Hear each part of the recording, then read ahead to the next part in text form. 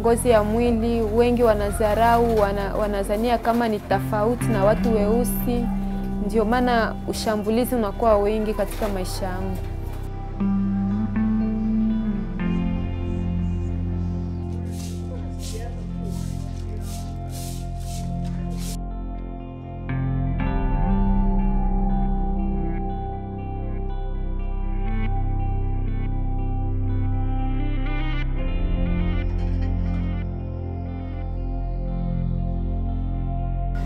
Anaomba ile mimba anipeleke twende Batoshi.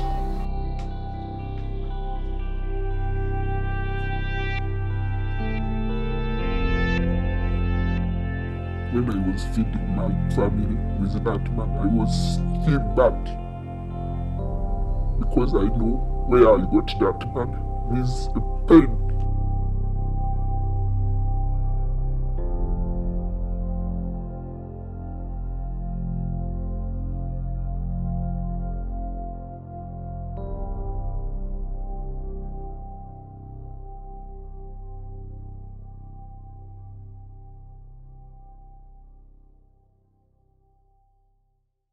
Life without parents is often described like a house without a roof, staying in a house without a roof. For unaccompanied girl children, that analogy applies because they do not have the security of parents, they do not have the love of parents, they don't have the guidance of parents, and therefore they find themselves in the hands of a harsh life when they are ill prepared. And this has been the case for Amina, a 19-year-old refugee girl who found herself separated from her family because both parents were killed in Congo, and she arrived alone in Uganda in 2010. She was received by a woman who supported her, and shortly the woman had to leave for her village in one of the rural parts of Uganda. Amina found herself with nowhere to go, and eventually a refugee family took her in and fostered her. Basi ingine ya kuishi nikaishi, ilikuwa mama wanamuita Baba alikuwa nikaikala pale, walikuwa wanafanya business za kwenda wanalangula vitu Juba, wanakuja huku wanaenda wanarudi. Walikuwa na mtoto mdogo mmoja, wanamwacha pale, na mimi kule mama naenda mu business zake. Ilikuwa makati ya hizi masiku za Christmas. Baba akalamuka kwenye nalala, anakuja na nikutana kwenye mimi nalala. Akanikamata hivi kumudoma, akaniambia usiseme yenye mimi nataka fanya, ndakusaidia sana na utafurahi sana. Ukisema ndakufukuza na maisha uliona gisi tuliku pokea. Akaniambia ataniuzia na manguo, nilikuwa sina na manguo, naye akani baka.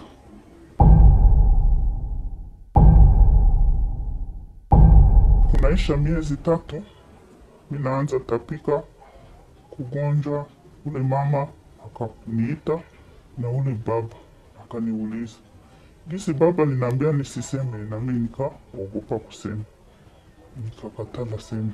Mama akasema kama haupendi sema ndakufukuza, utatoka hapo. Ule baba akaniambia hapana, usiogope, ndakutafutia kwenye taishi maisha mazuri. Njoo nyuma na naambia hawezi tafuta mtu mwenye naweza kuishi naye, muishi naye, mimi ndakuwa na yeye na mimi tunalipa nyumba moja. Njoo nikauliza kwa wengine wa rafiki zangu, wakanionyesha huyu dada wa hapa. Kisha nikaita ule baba, akakuja wakazungumuza, wakakamatishanya kulipa nyumba miezi, kampatia za miezi 3. Kunapita wiki moja, anaanza kuniambia naona mambo inakuwa makali na niko na mimba. Anaomba ile mimba anipeleke twende Batosha. Nikaelezea mimi niko nayo. Kanaambia kutosha mimba ni mubaya. Unaweza kutosha mimba na we unakufa na haujui, au unagonjwa sana na maisha yako inaendelea mbaya. Mimi namwambia hapana. Akanambia wewe liwaze yako. Nyuma narudia na mimi namwambia hapana. Akanambia kama uko unajifanya vile na ukitizama mbaya na maisha yako utakosa. Ndio mimi naikala nikaelezea hivi. Akanambia wewe uende kwa polisi nimshitaki. Tukaenda huko Kamocha kwa polisi, nikawaelezea mambo, wakanipatia wasoda, tukaenda nabo mtafuta. Kufika kwenye alikuwa naishi, tukakutana yeye alishahama, haiko na nomero yake haiki napita. Njo wakaniandikia ile papie, tulienda hiyo mara 4 na tuko tunamkosa na kuuliza, wakasema walihama, hawajui kwenye walihamia.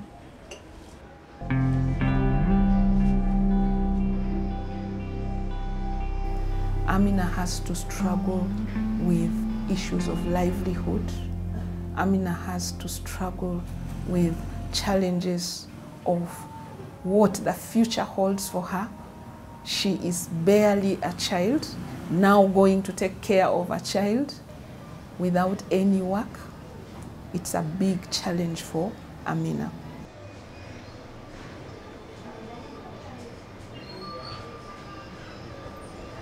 Maisha endelea vile mpaka mimi naenda na kuzaa na mtoto maisha mabaya yenye wazazi wangu walinichunga. Mimi sijui kama Mwenyezi Mungu atanisaidia na mimi niweze kuchunga mtoto.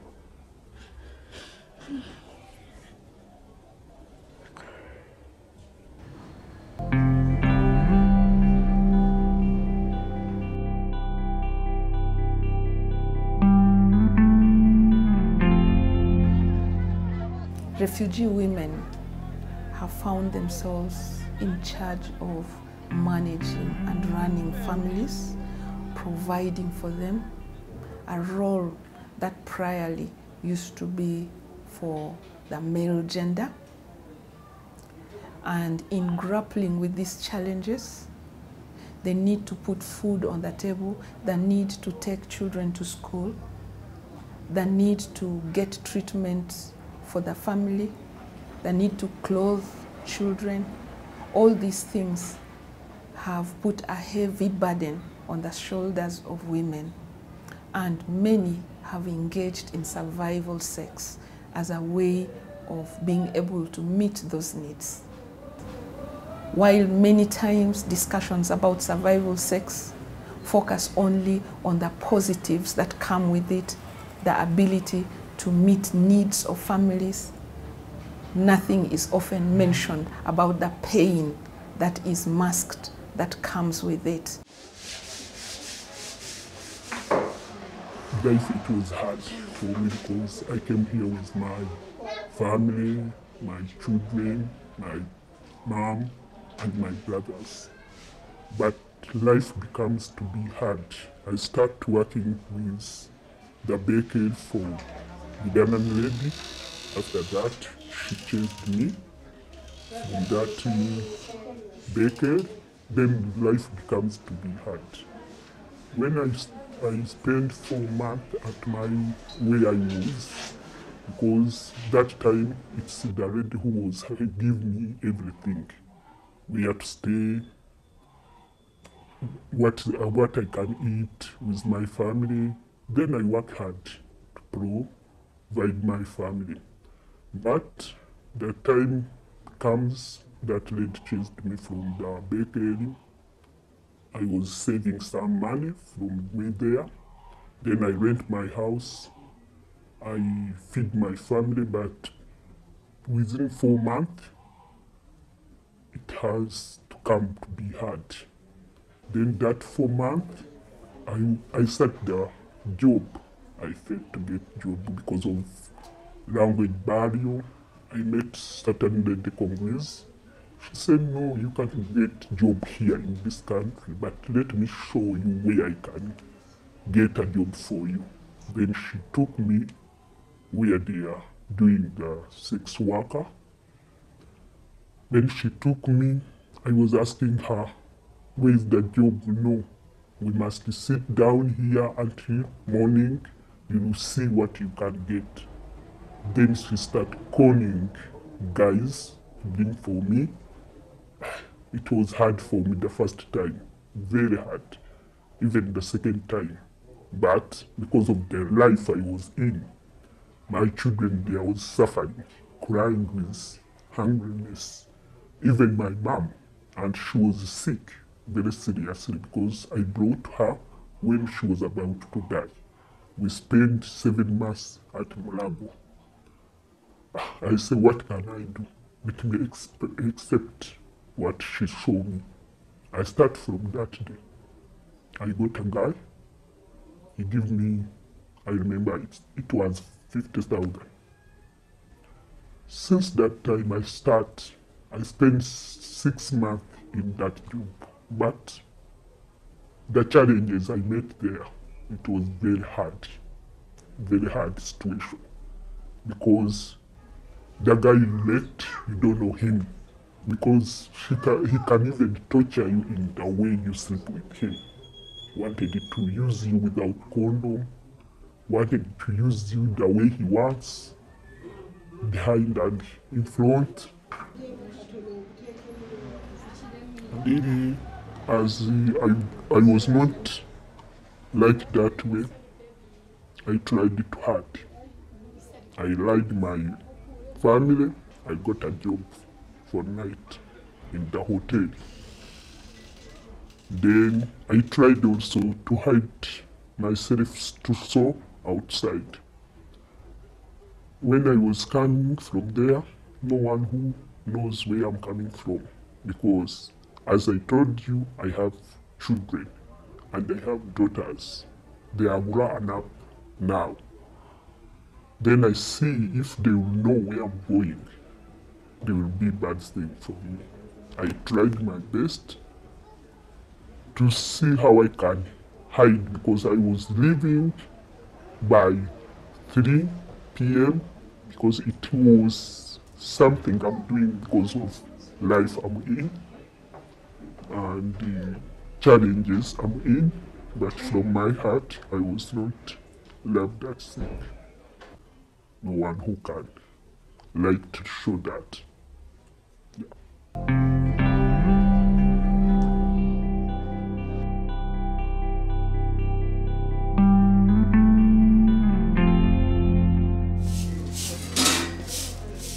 Albinism has been listed amongst disabilities that human beings suffer from, but with it comes a lot of pain, emotionally and physically, societal stigma. And this has been the case for Mapendo, a 32-year-old refugee woman from Congo, a mother of 3 children, all born out of rape. As a child, she suffered a lot of discrimination in school, to a point that she had to drop out of school. In the community, she was discriminated against, called all sorts of names. And culturally, it was considered that having children with an albino would make somebody rich. And that is what led to the 3 experiences of rape at her country of origin, Congo. Kuendelesha maisha, nilikuja hapa Kampala, ikafika wakati moja nikatumika nafasi moja ku restaurant town. Nilikuwa nikisaidia mama mmoja Mkongomani kufanya chakula, lakini nilipofanya ile kazi walinidharau, wakilia hakuna tena kuja kula chakula. Hata sasa nikiosha hawatakula emo. Ilibidi ule mama niambie hakuna jinsi ndatumika na wewe na kazi haiendelee vizuri.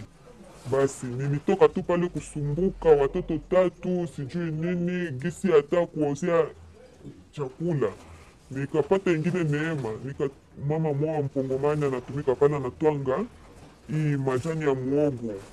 Basi niliwahi kumsaidia lakini haikuwezekana. Wakili wanasema sombe huyo yuko anatonga mimi sitakula, sombe huyo anafanya nini, anafunga mkavera sitakula, kino huyo anagusa sitakula. Ilikuwa tu tatizo vile vile, lakini huyo mama ni mtu alikuwa Mkristo sana. Saa zimoya kama watu hawiko ananiambia njoo twange, nitakupatia ile pesa kidogo, watu hawiko na twanga, anafunga mukavera, anapatia wakasoma watu wasione. Mpaka hivi tatizo yenye iko njoo ile tu kuzarauliwa na watu, na shida iko mingi sana.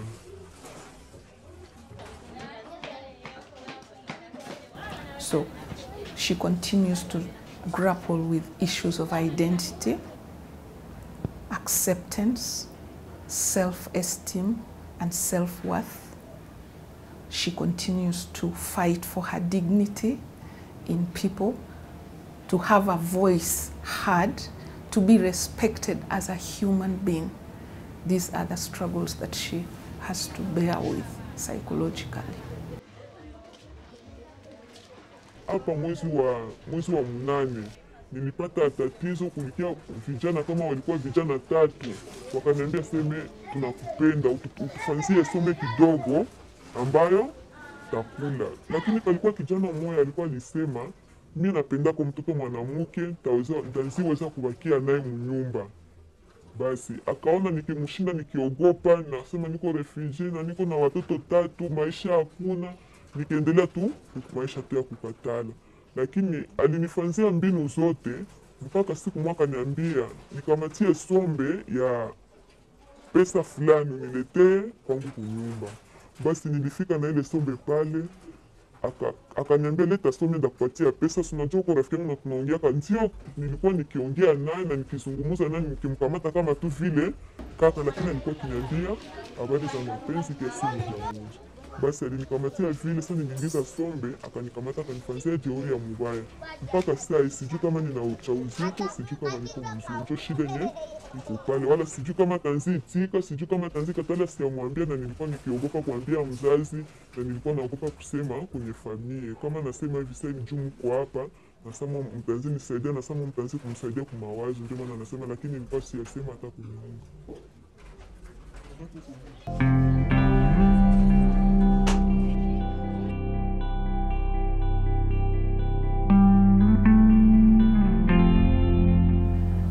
Mimi is a 67-year-old Congolese woman. In her country of origin, she was a community development worker and had well planned her retirement and what she would do when she would retire. But with war, she had to flee. Mimi in exile does not have the resource. She is not employed. She does not know where the food is coming from. Where she is living currently is an old house that leaks. And so Mimi asks, does being old tantamount to a curse for a refugee? And life has continued for her like that. And she represents many elderly refugee women and the vulnerabilities that they are exposed to because they cannot help themselves. And they have nothing forward, nothing backward, and they are caught up in a web of pain. Nina mzigo mama, nina mizigo. Sio mzigo, mizigo. Kwani nina wajukuu. Mmoja alikuwa msomo ya 5 sekondari. Hivi naombakilia ile somo ya 5 na somo ya 6 apate diploma. Lakini anakaa. Na hapo wengi wangenisaidia. Wanakaa wana kazi. anakimbia ni kwenda kusuka mtu mwenye alipata, mwenye iko gradiwa, lakini anaenda kusuka nyoni ndio tunapata chakula. Kuna kama vile pressure ilifika sababu ya ukimbizi. Wakati tulipita magumu ya vita, kuuawa kwa jamaa, kwa bwana, basi na watoto, nilipokimbia watoto wenyewe wakatapanyika fasi zote, kila mtu kukimbia kwa namna yake. Kwenye nilienda kuanguka huku, pressure ikanikamata.